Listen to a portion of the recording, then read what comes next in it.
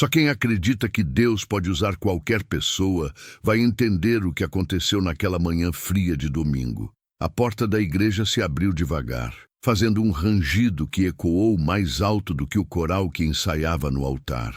Algumas cabeças se viraram, outras fingiram não ver.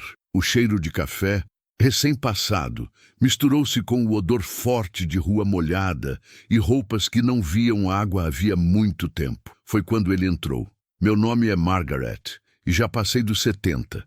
Frequento aquela igreja no interior do Texas há mais de 30 anos. Eu já tinha visto crises financeiras, casamentos desmoronando, jovens se afastando da fé, mas nunca tinha visto o silêncio pesar tanto quanto naquele instante. O homem caminhava devagar pelo corredor central. Os sapatos estavam gastos, um deles rasgado na lateral. A barba crescida escondia parte do rosto, mas os olhos estavam atentos, como se procurassem algo que não sabia explicar. Ele carregava apenas uma mochila pequena e surrada. Algumas pessoas cochicharam. Um dos diáconos se levantou discretamente. Eu vi o desconforto estampado em rostos que, minutos antes, falavam sobre gratidão. Ele parou na terceira fileira e ficou em pé. Não sentou, não falou nada. Apenas ficou ali, como alguém que havia chegado tarde demais a um lugar que talvez nunca tivesse sido seu. Naquele momento, eu não sabia o nome dele. Só fui descobrir depois. Gabriel. Mas o que ninguém ali sabia era que aquela não era a primeira igreja que ele tentava entrar naquela semana. E também não era a primeira porta que se fechava antes mesmo de ele pedir ajuda. Mais tarde, eu ouviria da própria boca dele palavras que ainda me arrepiam. Eu não vim pedir dinheiro. Eu vim porque tive um sonho. Um sonho que o trouxe até aquela porta. Gabriel estava nas ruas. Havia quase 3 anos. Perdera o emprego em uma transportadora após um acidente que o deixou com sequelas leves, mas suficientes para ser substituído. Depois vieram as contas, o aluguel atrasado, o afastamento da família. O telefone parou de tocar. As amizades ficaram distantes. E o orgulho, esse, foi o último a ir embora. Ele tentou abrigos, tentou empregos temporários, tentou se convencer de que Deus estava ocupado demais para ouvir alguém como ele. Até a noite anterior. Naquela noite, deitado sob a marquise de uma loja fechada, ele sonhou com uma porta branca se abrindo e uma voz dizendo: apenas entre, sem endereço, sem nome, só a imagem da porta. E naquela manhã, ao caminhar sem rumo definido, ele parou exatamente diante da nossa igreja. A porta era branca. Ele respirou fundo antes de empurrá-la. O que ninguém poderia imaginar é que aquela entrada silenciosa não mudaria apenas a vida dele, mudaria a nossa. Mas naquele instante, enquanto os olhares julgavam e o pastor hesitava no púlpito, algo invisível já estava em movimento. E Gabriel ainda não fazia ideia do que estava prestes a acontecer ali dentro. Se essa história já está tocando você de alguma forma, não esqueça de se inscrever no canal, porque o que aconteceu depois daquela entrada vai desafiar tudo o que aquela igreja acreditava sobre fé. E foi exatamente quando o primeiro hino começou que algo inesperado aconteceu. O primeiro acorde do piano ecoou pelo salão, mas Gabriel não se moveu. Enquanto todos levantavam para cantar, ele permaneceu de pé, imóvel, como se estivesse tentando decidir se realmente deveria estar ali. O diácono, que havia se levantado, caminhou até ele com passos calculados. Eu conseguia ver a tensão nos ombros daquele homem que, em outras circunstâncias, cumprimentava visitantes com abraços calorosos. Ele sussurrou algo que não ouvi, mas percebi o gesto discreto apontando para o fundo da igreja. Gabriel apenas balançou a cabeça negativamente. Não havia desafio em sua postura, apenas cansaço. O pastor interrompeu o cântico por 1 segundo a mais do que o necessário, avaliando a cena do púlpito. Algumas pessoas desviaram o olhar, outras observavam como se aguardassem um erro, qualquer movimento que justificasse retirá-lo dali. Foi quando Gabriel finalmente se sentou, não no fundo, na terceira fileira, sozinho. Durante a leitura bíblica, ele fechou os olhos com força, como se aquelas palavras fossem uma corda lançada em meio a um mar agitado. Mais tarde eu soube que ele não dormia direito havia dias. A noite anterior tinha sido mais fria que o normal, e ele quase desistira de procurar abrigo. O sonho com a porta branca não parecia uma promessa, mas uma última tentativa. Ele me contou que antes de chegar à nossa igreja, parou diante de outra congregação 2 ruas acima. Ficou na calçada por alguns minutos, mas um funcionário trancou a porta assim que o viu se aproximar. Aqui não, foi o que ouviu. Aquilo ecoava dentro dele enquanto o sermão avançava. O pastor falava sobre confiança em tempos difíceis, mas as palavras pareciam distantes para quem já tinha perdido o teto, o emprego e a dignidade aos olhos da sociedade. Gabriel carregava mais do que uma mochila. Carregava a vergonha de ter pedido ajuda ao irmão e ouvir que não podia se envolver de novo. Carregava a lembrança da mãe dizendo que sempre oraria por ele, pouco antes de falecer, 2 anos antes do acidente. Ele ainda orava, mas ultimamente suas orações eram curtas, quase sussurradas, como quem fala com alguém que talvez não esteja escutando. Enquanto isso, na igreja, os cochichos não cessavam. Uma senhora atrás de mim comentou que era arriscado deixá-lo ali. Um homem sugeriu chamar a polícia, por precaução. Eu senti algo apertar dentro do peito. Não era medo, era desconforto com nossa própria reação. O sermão terminou, mas a tensão permanecia suspensa no ar. Gabriel manteve a cabeça baixa até o último amém. Quando o culto parecia encaminhar-se para o fim, ele fez um movimento inesperado. Levantou-se e começou a caminhar em direção ao altar. O diácono avançou novamente, mais firme desta vez. Alguns homens também se levantaram. Eu vi o pastor segurar o microfone com mais força. Ninguém ali imaginava o que ele pretendia fazer. E enquanto Gabriel dava cada passo, algo invisível parecia se alinhar naquele ambiente. Como se, apesar da resistência humana, o céu já estivesse se movendo por ele. Naquele dia, ele não fazia ideia de que antes mesmo de abrir a boca, uma resposta já estava a caminho. Gabriel parou a poucos metros do altar. O silêncio era tão denso que se podia ouvir o zumbido das luzes no teto. O diácono ficou ao lado dele, não de forma acolhedora, mas vigilante. O pastor desceu 2 degraus do púlpito, mantendo certa distância. Foi então que Gabriel ergueu o rosto. Seus olhos estavam marejados, mas firmes. "Eu só preciso dizer uma coisa", ele falou, com a voz rouca de quem não conversava há dias. Alguém no fundo murmurou que aquilo não era apropriado. O pastor hesitou por um segundo que pareceu eterno. Eu vi naquele homem dividido entre protocolo e compaixão. Gabriel respirou fundo e continuou. "Eu sonhei com essa porta. Eu não tenho mais nada, mas ouvi para entrar." A frase não tinha eloquência, não tinha teologia elaborada, apenas verdade crua. Alguns abaixaram a cabeça, outros cruzaram os braços. O pastor finalmente fez um gesto breve, permitindo que ele prosseguisse. Gabriel contou do acidente, da demissão, das noites ao relento. Não dramatizou. Falou como quem relata fatos inevitáveis. Disse que na noite anterior, enquanto o vento cortava a pele, ele questionou se Deus ainda o enxergava. E no sonho, aquela porta branca apareceu outra vez. Eu pensei que, se estivesse errando, pelo menos estaria errando tentando obedecer. Aquela frase atravessou o salão como uma flecha silenciosa, mas a tensão não diminuiu. Um homem da liderança aproximou-se do pastor e cochichou algo com expressão preocupada.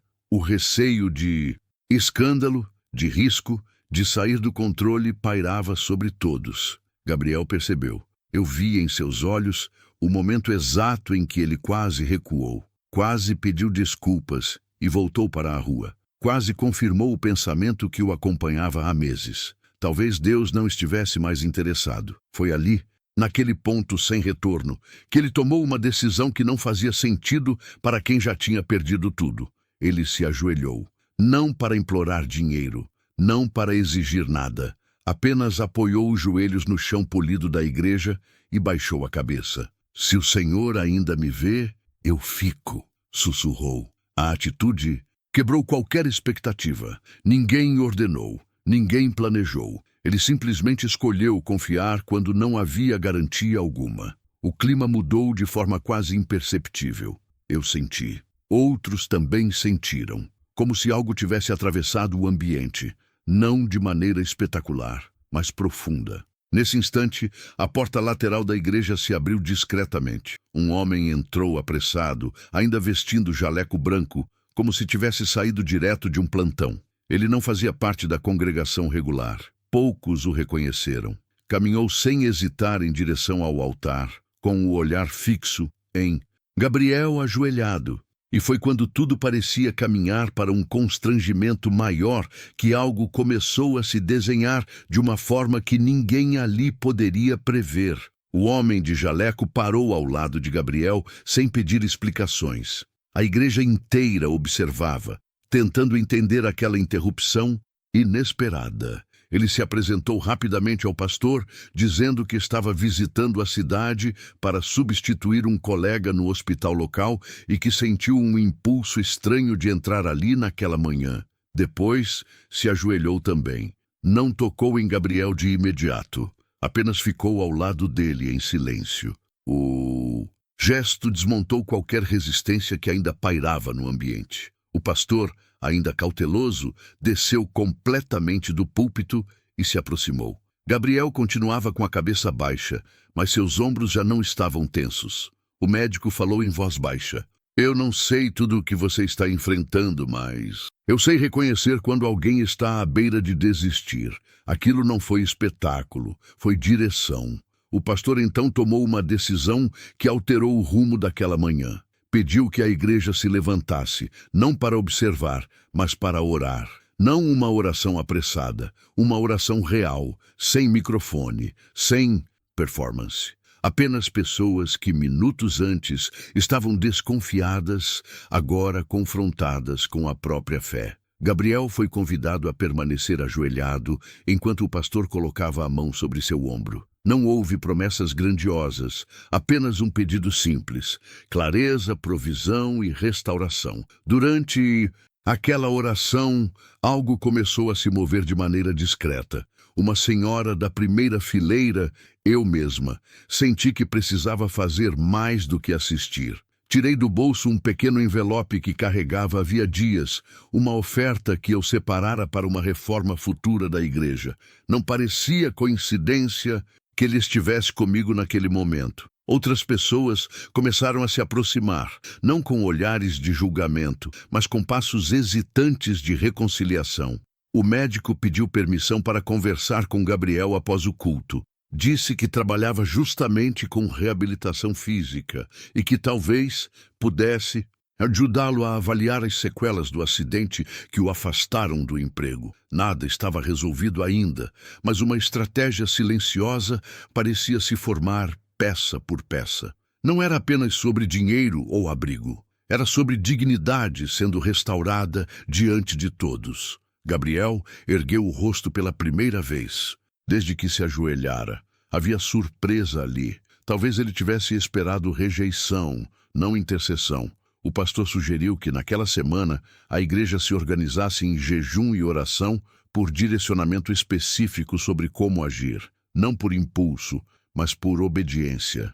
E enquanto as pessoas começavam a entender que aquela manhã não tinha sido um acaso, algo invisível já parecia definido além do que nossos olhos alcançavam. Se essa história tem mexido com você, acompanhe cada passo dela e se inscreva no canal, porque o que estava sendo preparado naquele instante não era apenas ajuda emergencial. Era algo muito maior do que imaginávamos. E enquanto todos pensavam que o mais difícil já tinha passado, ninguém percebia que o milagre já estava liberado nos céus. Na terça-feira seguinte, Gabriel voltou à igreja, mas não entrou pelo corredor principal. Foi conduzido até uma sala pequena nos fundos, onde o médico o aguardava com alguns equipamentos simples de avaliação. Eu estava lá, sentada discretamente, porque algo dentro de mim dizia que eu precisava testemunhar aquele momento até o fim.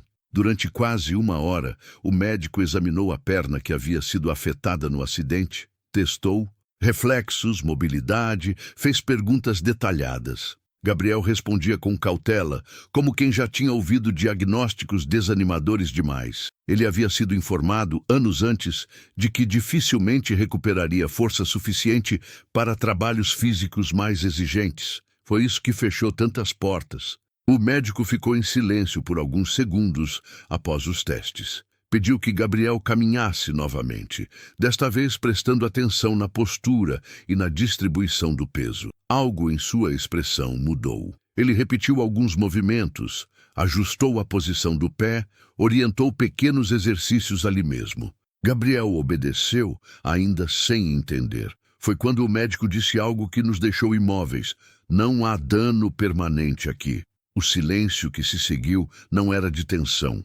Era de incredulidade. Ele explicou que, ao analisar os relatórios antigos que Gabriel carregava amassados na mochila, percebeu inconsistências. A lesão inicial fora real, mas a recuperação parecia ter sido subestimada. Com fisioterapia adequada, ele poderia voltar a exercer funções normais. Gabriel ficou parado, como se tentasse processar cada palavra. "Você está me dizendo que eu poderia ter trabalhado esse tempo todo?" Perguntou com a voz quase falhando. O médico assentiu. "Com acompanhamento correto, sim." Não houve luz visível atravessando a sala, mas algo tomou conta do ambiente. Uma presença serena, firme, que afastava o peso acumulado de anos. Eu vi Gabriel levar as mãos ao rosto e chorar, sem tentar se esconder. Não era apenas sobre emprego, era sobre perceber que ele não estava condenado à margem como acreditara. Naquele mesmo dia, um dos membros da igreja, dono de uma pequena empresa de manutenção predial, soube da avaliação e pediu para conversar com ele. Precisava de alguém disposto a recomeçar e ofereceu um período de teste com salário digno. Tudo estava acontecendo rápido demais para ser coincidência improvisada. Gabriel saiu daquela sala andando diferente. Não apenas fisicamente, mas com a postura de quem recupera o próprio valor. Antes de ir embora, voltou ao altar vazio da igreja e ficou ali alguns minutos em silêncio. Mais tarde, ele me disse que sentiu uma paz que não experimentava desde antes do acidente, como se alguém tivesse sustentado cada passo até aquele exato instante. Mas o que realmente transformou tudo não foi apenas o diagnóstico revisto ou a oferta de trabalho. Foi o que aconteceu na noite seguinte, quando Gabriel decidiu ligar para alguém que não falava havia anos. Naquela noite, sentado no banco de uma praça com o celular emprestado de um dos rapazes da igreja, Gabriel ficou vários minutos olhando para o nome salvo na tela. Era o irmão mais velho. O mesmo que, anos antes, dissera que não podia se envolver de novo. O dedo pairou sobre o botão de chamada como se aquele gesto pesasse mais que qualquer mochila que já tivesse carregado. Quando finalmente ligou, o coração parecia bater no ouvido. A ligação caiu na caixa postal. Ele quase desistiu, mas tentou outra vez. Do outro lado, a voz atendeu cautelosa. Não houve discurso ensaiado. Gabriel apenas disse: "Eu estou vivo. E preciso começar diferente." Houve silêncio. Um silêncio longo, não de rejeição, mas de emoção contida. O irmão não sabia do sonho, da porta branca, da igreja. Só sabia que aquela voz, antes endurecida pelo orgulho, agora soava humilde. A conversa durou quase 1 hora. Não resolveu o passado inteiro, mas abriu uma fresta. E às vezes uma fresta é tudo o que Deus precisa para reconstruir uma casa. Nas semanas seguintes, Gabriel iniciou a fisioterapia indicada pelo médico voluntário. A igreja organizou turnos para acompanhá-lo nas primeiras sessões e garantiu um quarto simples temporário, enquanto ele começava o novo trabalho. Eu o vi chegar cedo nos domingos seguintes, sentado nas primeiras fileiras, não como quem busca socorro, mas como quem encontrou direção. O mais surpreendente não foi a restauração física nem o emprego, foi a transformação silenciosa dentro dele. Gabriel começou a ajudar no acolhimento da própria igreja, justamente ele, que entrou sob olhares desconfiados, passou a ficar próximo da porta branca antes de cada culto. Não para vigiar, mas para receber. Quando alguém chegava hesitante, ele era o primeiro a estender a mão. Eu sei como é atravessar essa porta, dizia. Meses depois, o irmão veio visitá-lo. Sentaram-se lado a lado no mesmo banco, onde um dia todos observaram com suspeita. Eu assisti àquele reencontro com lágrimas discretas. Nada ali parecia espetáculo. Era reconstrução. Gabriel nunca romantizou a rua, nem fingiu que o sofrimento foi simples. Mas também nunca mais duvidou de que foi visto naquela manhã. Ele costumava repetir algo que me marcou profundamente. Eu achei que estava procurando abrigo, mas Deus estava me conduzindo para casa. Hoje, quando olho para a porta branca da nossa igreja, lembro que ela não mudou de lugar. Quem mudou fomos nós. Aprendemos que fé não é discurso confortável, é reconhecer a intervenção divina quando ela entra pela porta que menos esperamos. E se essa história falou com você de alguma maneira, inscreva-se no canal para continuar ouvindo testemunhos que nos lembram que nenhuma vida está fora do alcance da graça. Porque às vezes tudo começa quando alguém atravessa uma porta e você ainda não faz ideia do que pode acontecer depois disso.